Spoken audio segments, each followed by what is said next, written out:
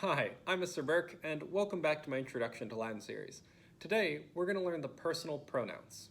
The personal pronouns include things like I and you, which in Latin are ego and tu. Now, you may be wondering, why do I need to say I and you? Haven't I already been saying that with amo and amas?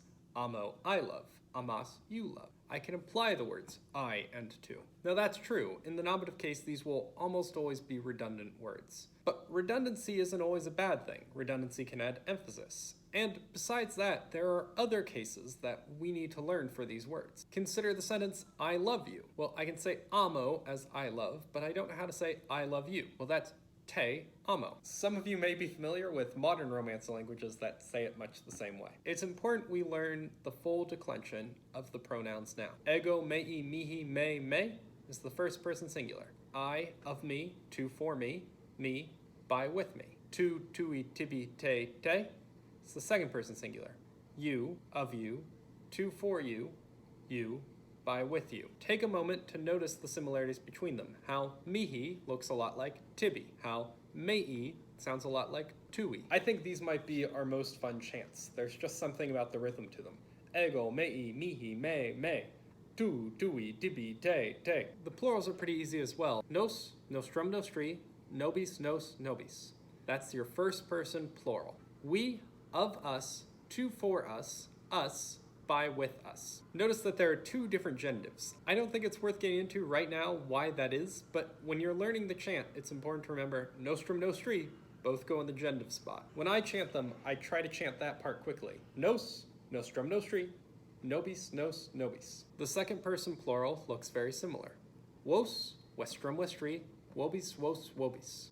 Y'all, of y'all, tu, for y'all, by, with y'all. Some words of caution. Remember I said that the nominative forms of these are almost always redundant. I see a lot of students making mistakes because they're mistaking particularly the accusative of nos or the accusative of vos with the nominative. Consider the sentence, nos milites pugnant. Always start with your verb. Pugnant means they fight.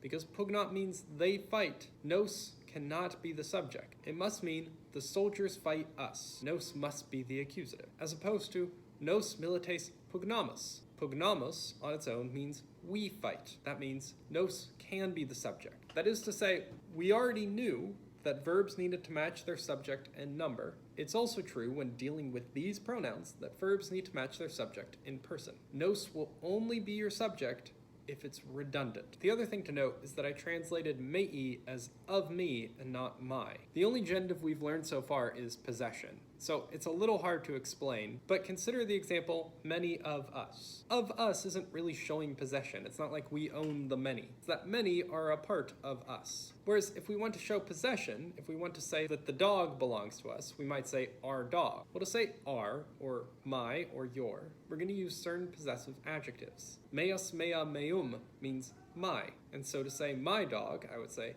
meos canis. And tuus, tua, tuum means your. So to say your dog, tuus canis. And noster canis is our dog, and wester canis is your dog belonging to all of y'all. So to say my or your or our, use the possessive adjectives. Use the genitive of the pronoun, mei, tui, nostrum, nostri, vestrum, vestri, to say of me, of you, of us, of y'all. Thanks so much for joining me.